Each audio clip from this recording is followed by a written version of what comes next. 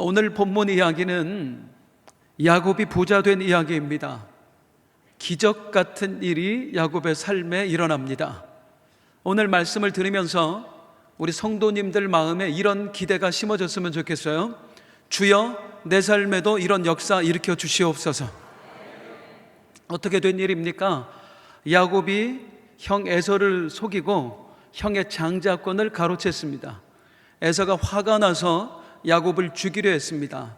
형을 피해서 야곱은 멀리 사는 외삼촌 라반의 집으로 도망을 갑니다. 외삼촌 라반은 많은 양떼를 치는 사람이었어요. 야곱도 원래 양치기였거든요. 자연스럽게 외삼촌의 밑에서 양치는 일을 하며 살았던 거예요.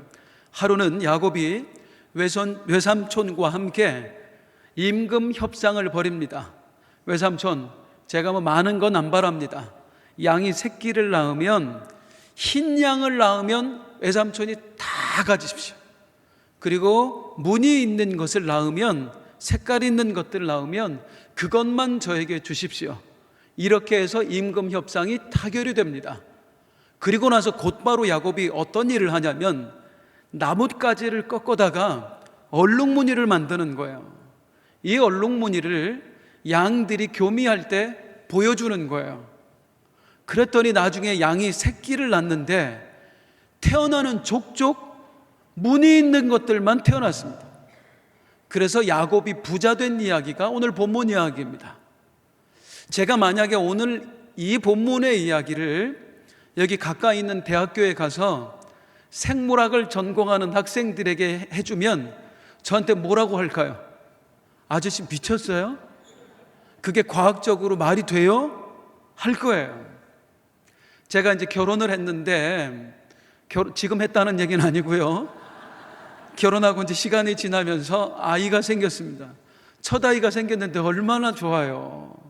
들뜬 마음을 안고 또 이제 출근했다가 집에 왔어요. 그랬더니 냉장고 앞에 커다란 브로마이드 사진이 하나 붙어 있는 거예요. 장동건. 이게 뭐냐고 했더니 아내가 말해요. 태교를 할 때 이 사진을 계속 보고 있으면 장동건 닮은 애가 태어난다는 거야. 얼마나 기분이 나쁘든지, 내 새끼인데 왜 장동건을 닮아야 돼? 근데 더 기분 나쁜 건 뭐냐면 나도 내 새끼가 장동건을 닮았으면 좋겠다라고 생각해요. 10달 내내 쳐다보더라고. 장동건 사진만. 제가 퇴근해도 저를 안 봐요. 장동건 사진만 봤어요. 자, 퀴즈. 10달 후에 아기가 태어났습니다. 누구 닮았을까요? 유호승 얼굴 콱 찍어놨어요. 아니, 양한테 얼룩무늬 보여준다고 얼룩무늬 태어나겠습니까? 말도 안 되는 얘기죠. 그런데 그 일이 어떻게 일어났죠? 성경은 분명하게 말씀합니다. 이렇게요. 창세기 31장 9절입니다. 시작. 하나님이 이같이 그대들의 아버지의 가축을 빼앗아 내게 두셨는데, 하나님이 하셨대요. 누가 하셨다고요? 하나님께서요. 자연세계를 창조하신 우리 하나님께서 초자연적인 역사를 일으켜 주신 것입니다. 하나님이 하셨다. 여기서 우리가 한 가지 중요하게 정리해야 될 사실이 있습니다. 하나님은 우리에게 복을 주시기를 원하신다는 거예요. 여호와는 너에게 복을 주시기를 원하며 너를 지키시기를 원하시며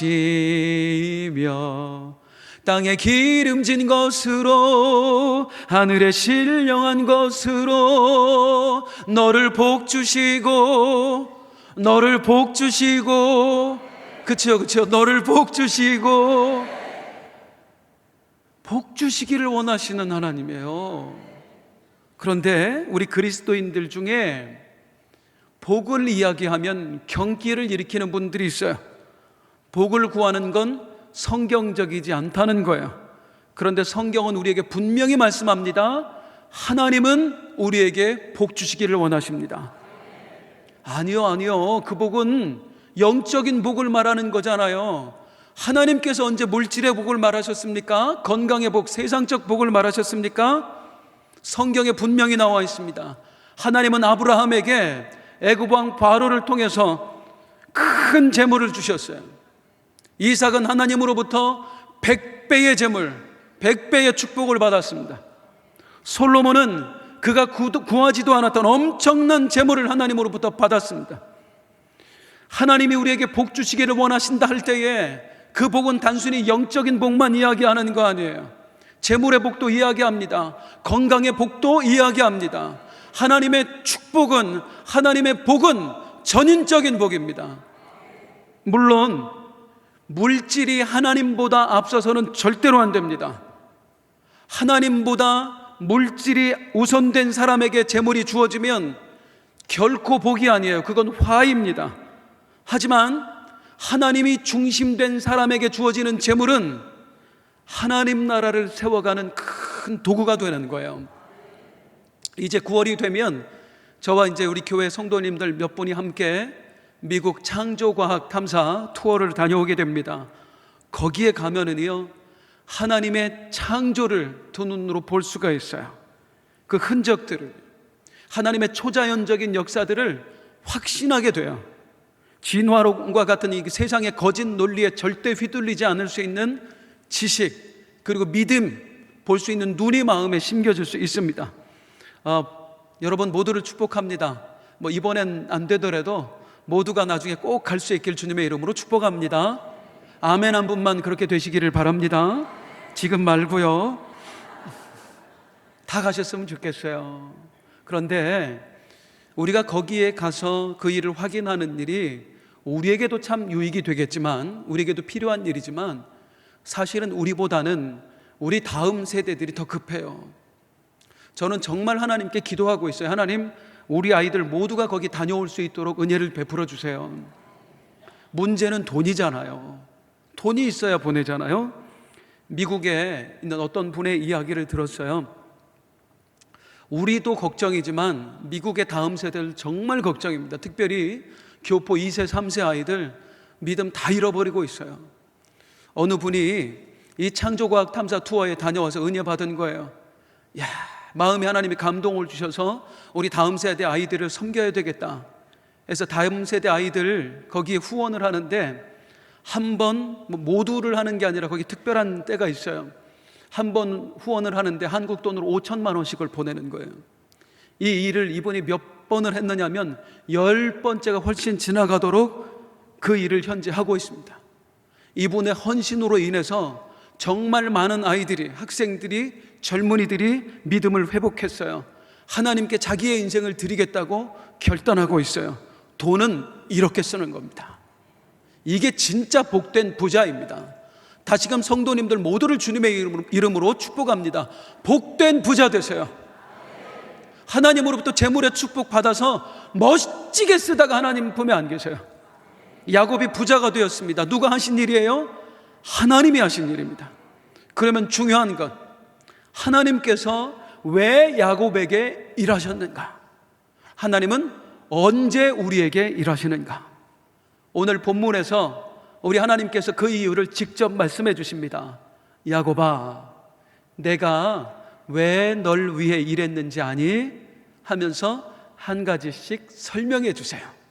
자, 하나님께서 야곱을 위해 일하신 이유, 그 첫 번째 보는데요, 12절 같이 읽습니다. 시작. 라반이 내게 행한 모든 것을 내가 보았노라. 하나님께서 야곱을 위해 일하신 이유, 그 첫 번째 따라하십니다. 내가 보았노라. 한 번 더요. 내가 보았노라. 다시 말씀드립니다만, 양들이 얼룩무늬 새끼를 낳은 이유는 야곱이 얼룩무늬 보여줬기 때문이 아닙니다. 그건 말도 안 되는 얘기예요. 그러면 야곱은 이걸 몰랐을까요? 그걸 몰라서 야곱이 얼룩무늬를 양들에게 보여줬을까요? 우리가 놓치는 게 하나 있는데요, 야곱이 양 전문가라는 겁니다. 원래 태어나기를 양치기 집안에서 태어났어요. 어려서부터 양치는 거 보고 자랐고 자기도 양치기로 살았어요. 외삼촌 라반의 집에서 와서도요 20년 동안 양만 쳤어요. 그러니까 양에 대해서는 누구보다도 많이 알아요. 과학적 지식이 없어도 경험만으로도 양에게 얼룩무늬 보여준다고 얼룩무늬 새끼 태어나는 거 아니다, 야곱은 누구보다 잘하는 사람이었습니다. 그런데 왜 그랬을까요? 왜 얼룩무늬 깎아서 양들에게 보여줬을까요? 그것 말고는 할 수 있는 게 없었기 때문이에요. 그것 말고는. 외삼촌 라반이 보통 사람이 아니었거든요. 야곱이 자기 외삼촌 라반에 대해서 하는 이야기가 있습니다. 7절 말씀은 같이 읽습니다. 시작. 그대들의 아버지가 나를 속여 품삯을 10번이나 변경하였느니라. 라반은 사기꾼이었어요. 야곱에게 월급을 안 주려고 무려 10번을 속였대요. 돈 앞에서는 피도 눈물도 없는 사람, 혈육도 없는 사람, 그 사람이 바로 외삼촌 라반이었습니다. 그러니 그 밑에서 일하는 야곱이 얼마나 힘들었겠어요. 월급을 안 주는 거예요. 결국에 하다가 이런 결론을 내립니다. 야, 이 양반한테 월급 제대로 받기는 글렀다. 그냥 밀린 임금 다 받는 건 포기하고 조금만 받아내자. 그래서 외삼촌한테 한 이야기가, 찾아가서 외삼촌, 제가 많은 것 안 바랍니다. 지금부터 양들이 새끼를 낳으면은요, 흰 양들은 전부 외삼촌 다 가지세요. 얼룩무늬 있는 거, 색깔 있는 것만 저한테 주세요. 왜요? 양들은 거의 대부분이 흰 색깔이거든요. 그 중에 얼룩무늬 있는 거, 점 있는 거, 무늬 있는 거 조금밖에 없거든요. 야, 이렇게 많이 가진 외삼촌이니까 요 정도는 나한테 용납해 주실 거야. 그 마음으로 한 거예요. 그랬더니 외삼촌이 오케이 합니다. 다음 날 아침이 되었습니다. 여느 때처럼 일어나서 이제 일을 하려고 목장에 딱 나갔는데 헉! 가슴이 무너지는 줄 알았어요. 양떼를 보는데 무늬 있는 양이 한 마리도 없는 거예요. 밤새 이 사기꾼 라반이 양떼들 중에 무늬 있는 거 전부 다 빼돌린 겁니다. 자기 아들들 목장으로, 멀리 있는 아들들 목장으로. 지금 야곱에게 남은 양이라고는 흰 양들밖에 없는 거예요. 한 푼도 안 주겠다는 겁니다. 이 장면을 보면서 야곱이 얼마나 가슴이 무너져 내렸겠어요. 어쩌면 이게 세상이 아닌가 싶습니다. 우리가 열심히 일해 나가면서 세상에 요구하는 것들은 뭐 대단한 것들 아니에요. 어마어마한 흰 양떼를 요구하는 게 아니에요. 우리는 그냥 무늬 있는 거 조금만 있으면 돼요. 우리가 강남에 사는 분들처럼 뭐 수십억짜리 아파트, 수백억, 수천억짜리 빌딩 요구하는 거 아니잖아요. 하나님, 그저 먹고 살면서 세금만 안 밀리게 해주세요. 빚만 안 지게 해주세요. 내 자식들 대학 보낼 때 등록금만 마련해 줄 수 있으면 돼요. 나 늙어서 우리 자식들, 그 자식들 앞길만 안 막았으면 좋겠어요. 이렇게 우리는 많은 걸 바라는 게 아니라 얼룩무늬 양만으로도 우리는 충분한 사람들이라고. 그런데 우리의 이 작은 요구를 세상이 들어주더냔 말이에요. 이놈의 세상은 도무지가 만만치 않습니다. 어떤 분이 회사에서 명퇴를 했습니다. 그리고 퇴직금 받은 거에 그야말로 영혼까지 끌어모아서 대출을 받아서 프랜차이즈 빵집을 새로 생긴 아파트 단지 앞에 오픈을 해요. 두 부부가 새벽같이 일어나서 정말 열심히 일을 합니다. 땀 흘려서 애써서 밤늦게까지. 겨우 몇 년 만에 이제 자리를 잡아요. 이제 조금만 더 있으면 빚 갚겠구나. 그럼 세상은 어떻게 하죠? 그 빵집 바로 맞은편에요, 여기보다 훨씬 더 크고 화려한 직영점, 똑같은 브랜드로 오픈해버려요. 이게 세상이에요. 나는 먹고만 살 수 있으면 된다고 하는데, 요 정도만 있으면 된다고 하는데, 더 가진 사람들은 나한테 이것마저 뺏어가요.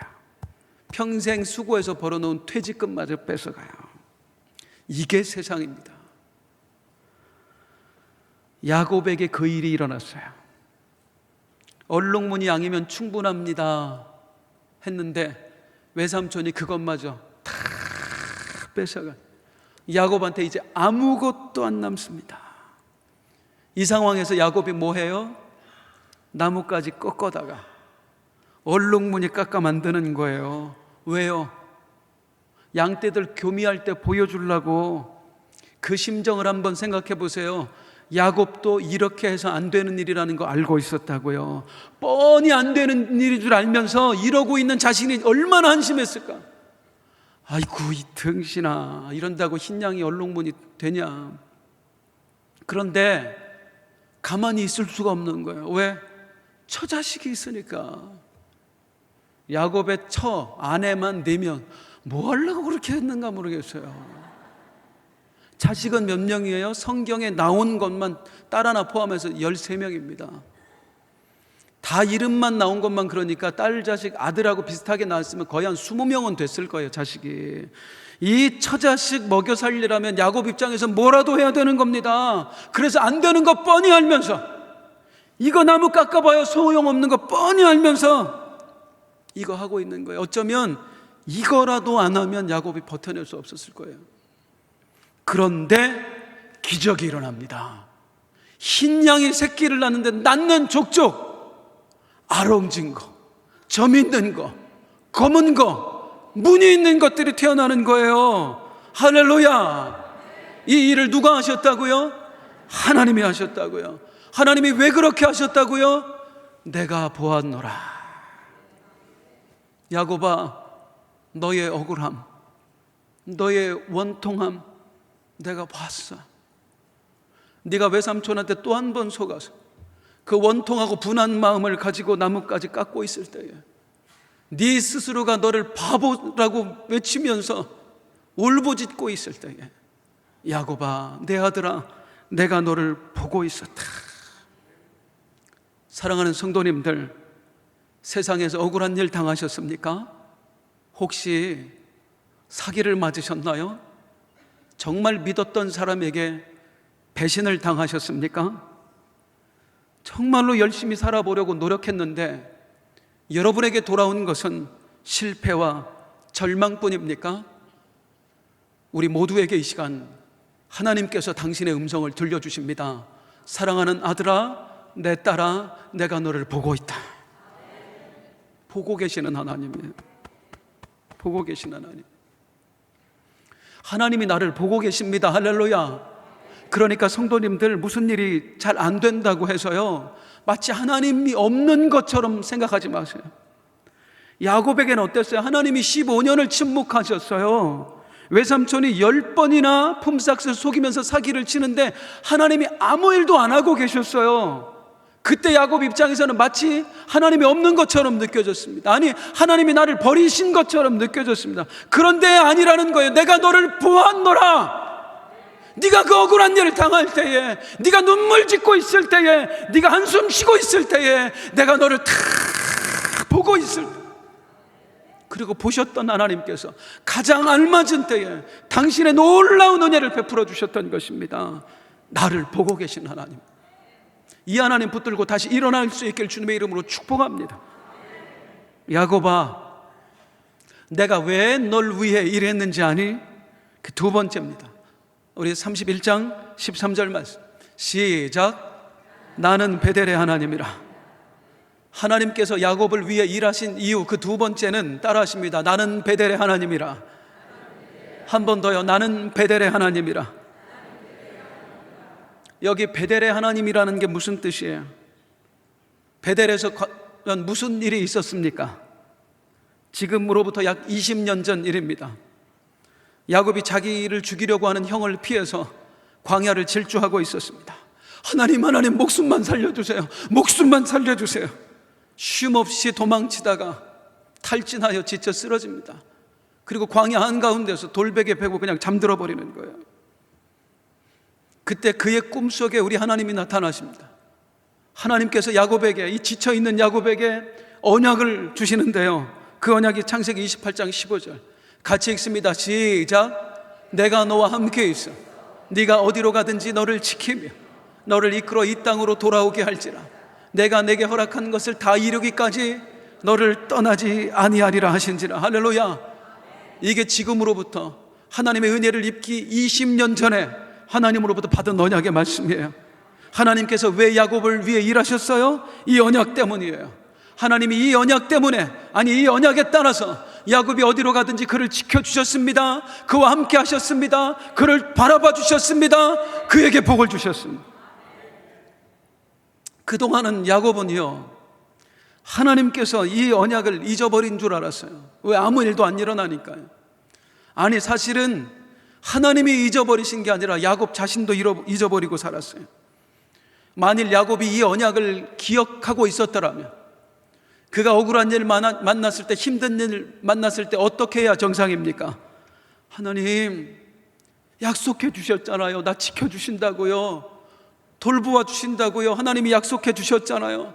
지금 나 억울한 일 당하고 있습니다. 하나님, 위기를 맞았습니다. 제발 좀 나를 도와주세요 했을 거 아니에요? 야곱이 언약을 기억하고 있었더라면.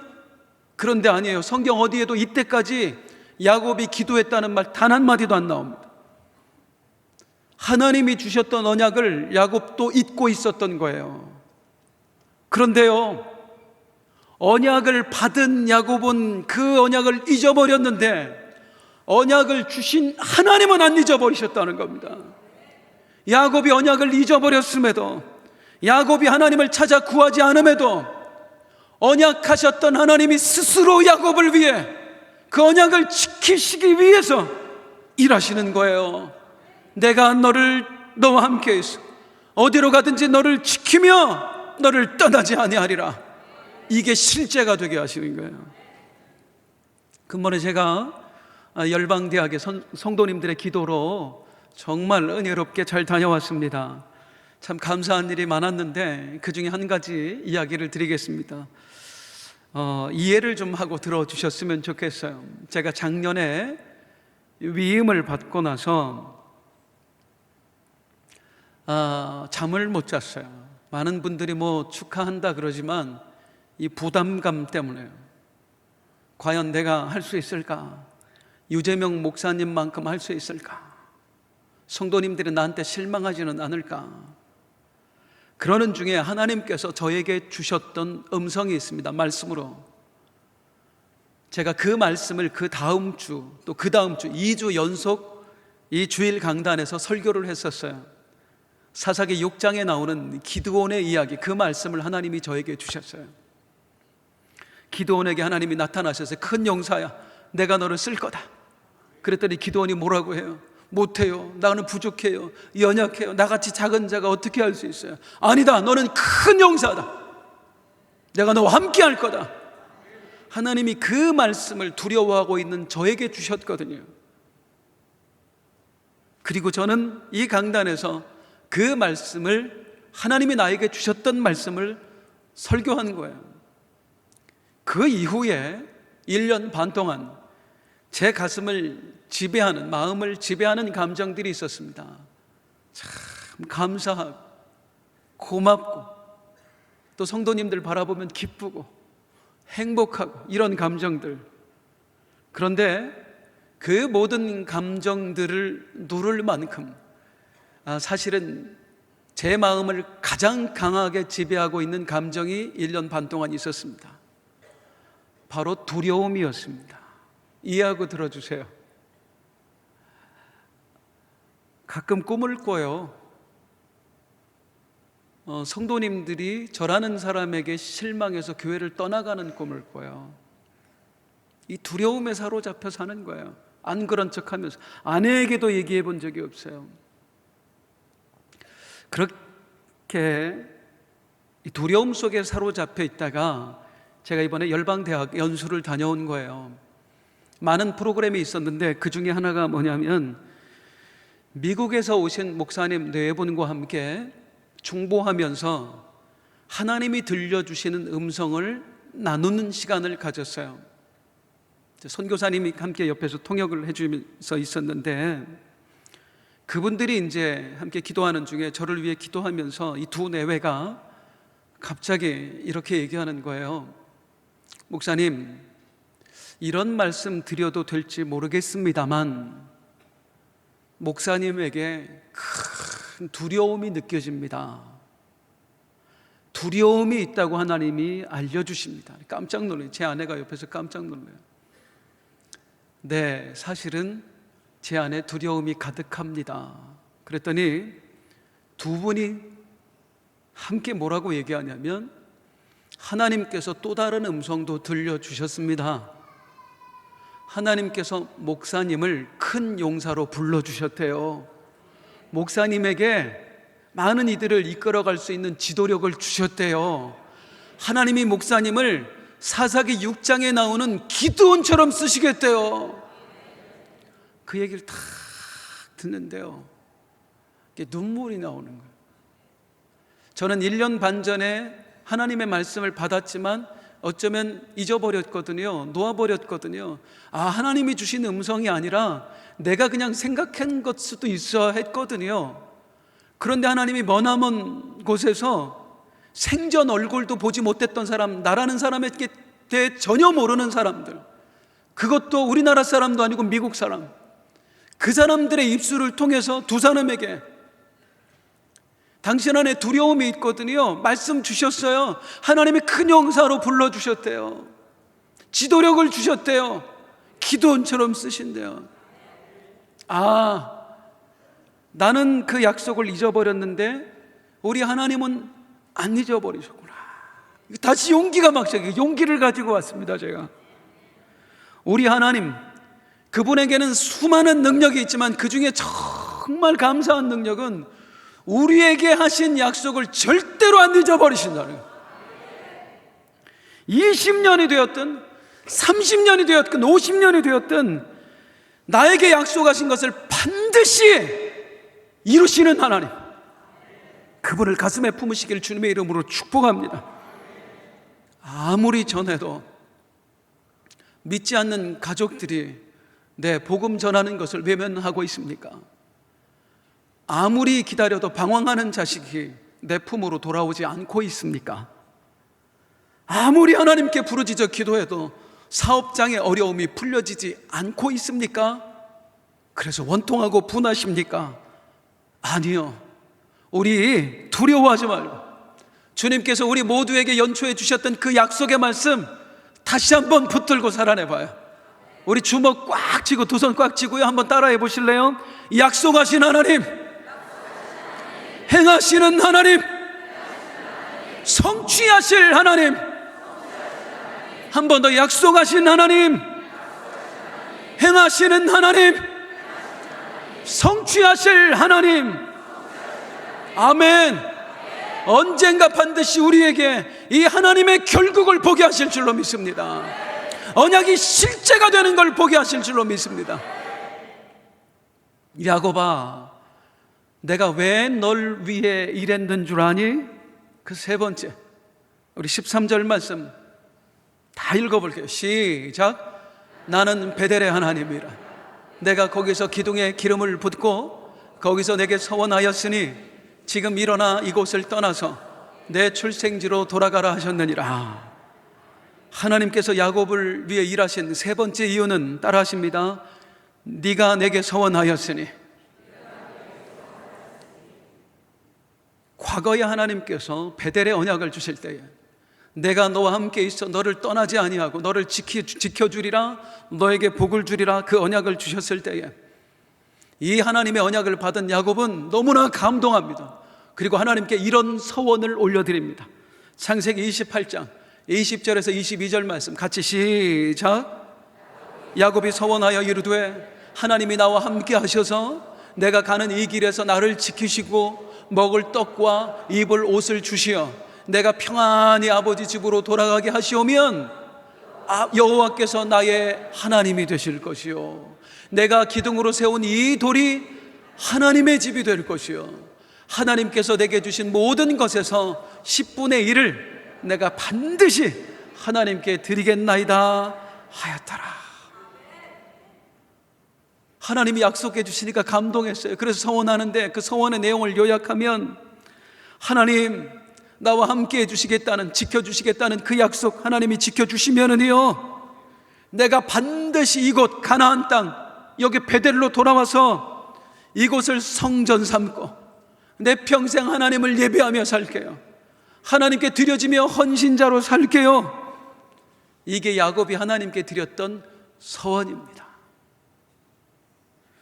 하나님께서 야곱에게 야곱을 위해 일하시면서 그 말씀을 하시는 거예요. 나는 약속을 지켰다. 야곱아, 이제는 네가 나한테 했던 서원을 이행할 때가 되었다. 일어나서 언약의 땅 가나안 그 베델로 돌아가라. 거기서 예배자로 살아라. 거기서 헌신자로 살아라. 이게 하나님께서 야곱을 도와주셨던, 야곱을 위해 일하셨던 세 번째 이유예요. 무엇을 위해? 야곱에게 심겨졌던 사명을 위해 하나님께서 일하셨던 거예요. 예배자로서의 사명, 헌신자로서의 사명. 무엇보다도 야곱에게 있어 정말 중요한 사명은 무엇이냐? 야곱은 아브라함 가문의 장자입니다. 이 아브라함 가문은 보통 가문이 아니에요. 하나님은 이 가문을 통해 이스라엘 족속, 이스라엘 민족을 계획하고 계셨어요. 하나님은 이 아브라함 가문을 통해서 장차 메시아를 보내실 계획을 가지고 계셨어요. 그 아브라함 가문의 장자가 바로 야곱입니다. 그게 야곱의 사명인 거예요. 그러니까 하나님께서는 지금 사실 이 외삼촌의 집 밧단 아람, 여기서 야곱 엄청난 부자가 됐거든요. 여기서 그냥 살면 평안하게 살 수 있거든요. 그런데 하나님 뭐라고 말씀하시냐면, 여기서 평안하게 살 것이 아니라 네가 나에게 서원했던 대로 그 약속의 땅으로 돌아가라. 거기서 네 사명을 감당해라. 예배자로 살아라. 헌신자로 살아라. 그리고 아브라함 가문의 장자로서의 삶을 살아라. 많은 신앙인들의 안타까움이 뭐냐면요, 내가 복받아야 할 이유, 내가 응답받아야 할 이유, 하나님께서 나를 위해 일하셔야 될 이유를 내 개인의 울타리에서 찾는다는 겁니다. 하나님, 내 억울함 좀 풀어주세요. 하나님, 나 힘들어서 못 살겠어요. 하나님, 내 소원 좀 들어주세요. 이렇게 나라는 울타리에 갇혀서 욕심을 가지고 하나님께 때를 쓰는 거예요. 너무나 많은 그리스도인이요. 그런 우리에게 성경은 뭐라고 말씀하시는가? 야고보서 4장 2장 3절은 말씀합니다. 너희가 얻지 못하면 구하지 아니하기 때문이요, 구하여도 받지 못하면 정욕으로 쓰려고 잘못 구하기 때문이라. 나를 향한 너의 부르짖음이 겨우 너 하나 잘 살기 위함이라면, 너의 욕망을 이루기 위한 기도라면, 내가 네 기도를 들어줄 이유가 무엇이냐? 내가 너를 위해 일해야 할 이유가 무엇이냐라고 물으시는 겁니다. 사랑하는 여러분, 우리의 기도는 나라는 울타리를 뛰어넘어야 할 줄로 믿습니다. 담을 넘은 무성한 가지가 되어야 하는 것입니다. 내가 살아야 할 이유, 내가 응답받아야 할 이유를 내가 아니라 사명 안에서 찾아야 할 줄로 믿습니다. 좀 전에 소개해드렸는데 우리 선교사님들 오셨잖아요. 우크라이나에서 우리 김교혁, 김주순 선교사님 오셨는데, 사실은 제가 이 설교 준비를 해놓고 연락을 받았어요. 오늘 우리 교회에 와서 예배 드리고 싶다고. 그래서 이 이야기를 뺄까 몇 번을 고민을 하다가 그냥 하자. 증인이니까, 산 증인이니까. 미국에 갔을 때 우리 아내 선교사님을 만났습니다. 우크라이나에서 이 두 분이 30년을 사역을 했어요. 볼 일이 있어서 미국 시민권자들이니까요, 이제 미국에 들어온 거예요. 그 사이에 우크라이나에 전쟁이 터졌습니다. 미국 대단한 나라죠. 자국민 보호 엄청나잖아요. 미리 이제 다 우크라이나에 있는 미국인들 미국으로 다 돌려보내는 거예요. 우리 김교육 선교사님도 짐을 쌌었대요. 그런데 성도들이 눈에 밟히는 거예요. 이 전쟁통에 살아가야 돼. 그래서 쌌던 짐을 다 풀어놓고 성도들과 함께 그곳에 남았습니다. 같이 죽자, 내 사명지에서. 아내는 미국에 있는데 엎침대 덮친격으로 우리 아내 선교사님은 건강검진을 받았는데 머리에 종양이 발견됐습니다. 남편은 전쟁통에 있어요. 나중에 얘기를 들으니까 교회 옆에 막 포탄이 터졌다 그래요. 아내는 머리에 종양이 생겼어요. 이때에 웬만한 사람 같으면 어떤 기도 드립니까? 아니, 우리 같으면, 저 같으면요, 하나님, 우리 남편 좀 살려주세요. 우리 남편 거기서 빠져나오게 해주세요. 하나님, 내 머릿속에 종양이 있어요. 하나님 치료해 주세요. 이 기도가 마땅한 겁니다. 아니면 당연한 거예요. 그런데 우리 김주순 선교사님의 기도는 뭐였느냐면요, 딱 하나. 하나님, 나도 우크라이나로 돌아갈 수 있도록 길을 열어주세요. 전쟁이 터져서 못 가거든요. 비행기가 못 가니까. 하나님, 어떻게 해서라도 나도 우리 남편과 함께 사명지에서 죽고 싶어요. 갈 수 있도록 길을 열어주세요. 살려주세요. 고쳐주세요. 단 한마디도 안 했어요. 그리고 하나님이 그 기도를 들어주셨습니다. 폴란드를 통해서 육로로 갈 수 있는 길을 하나님이 알려주셨어요. 이야, 그 길을 찾고 나서 우리한테 와서 응답받았다고 얼마나 그 기뻐하던 얼굴을 제가 잊지를 못해요. 기도해 주셔서 고맙다고, 드디어 가게 됐다고. 그리고 이제 바로 폴란드로 가는 비행기 티켓 예약을 하고 기다리는 중에 병원에 가서 마지막 검진을 받는데 머릿속 종양이 완전히 사라진 거 있죠. 하나님이 2번 살려주셨어요. 지금 한국에 잠깐 나오신 거예요. 그래도 얼굴 보잖아요. 그 전쟁통에서 지금도 하루에 500명, 1000명씩 죽어간대요. 거기서 하나님이 살려주시는 거예요. 아까 우리 김교육 선교사님하고 대화 나누는데 그래요. 하나님, 여기서 살다가 주를 위해 죽어 하나님 품에 안게 해주세요. 이게 자기 소원이라고요.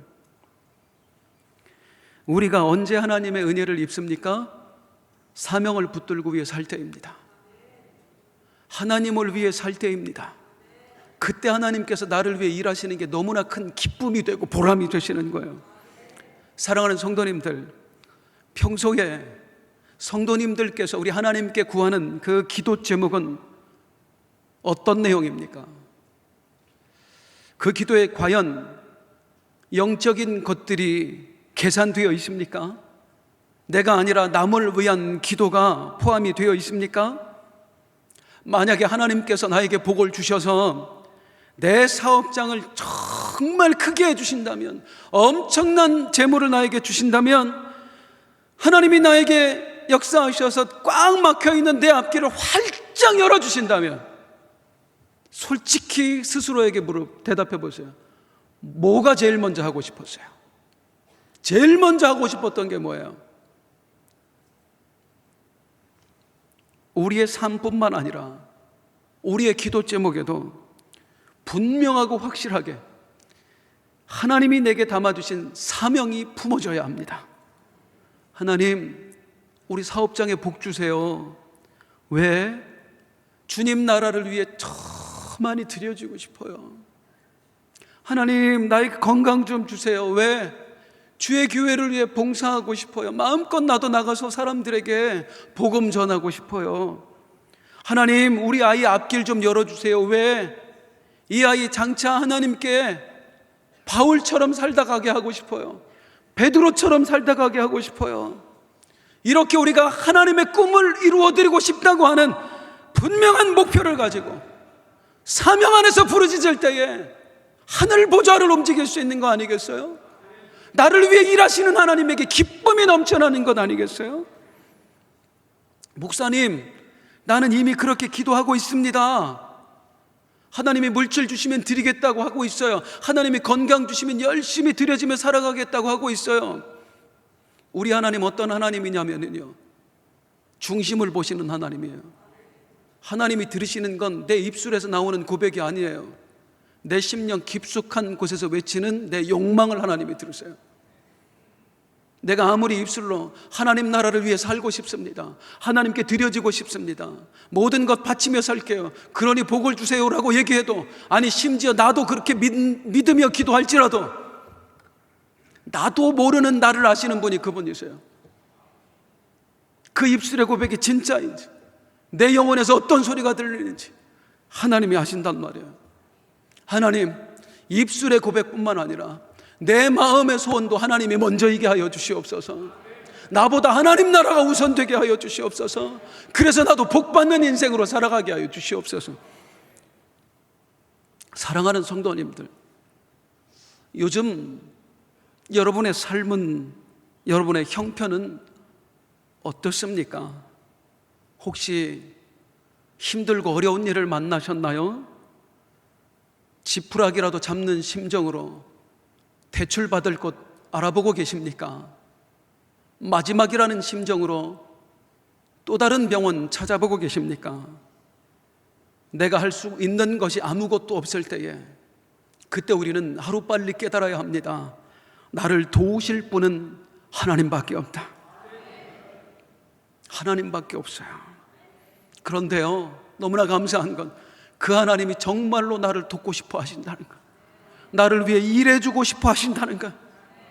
우리 하나님이요, 우리 하나님 어떤 분이세요? 한시도 나에게서 눈을 떼지 않으시고 나를 지켜보신 우리 하나님 어떤 분이에요? 언젠가 나에게 주셨던 그 언약 절대로 잊어버리지 않으시는 하나님이에요. 우리 하나님 어떤 분이세요? 내 삶에 심어놓으신 거룩한 당신의 비전, 그 사명 내가 이루어가며 살기를 애달게 기다리시는 하나님이세요. 우리 그 하나님 다시 붙듭시다. 다시 붙들고 복받는 인생으로 일어나 봅시다. 우리 함께 찬송하겠습니다.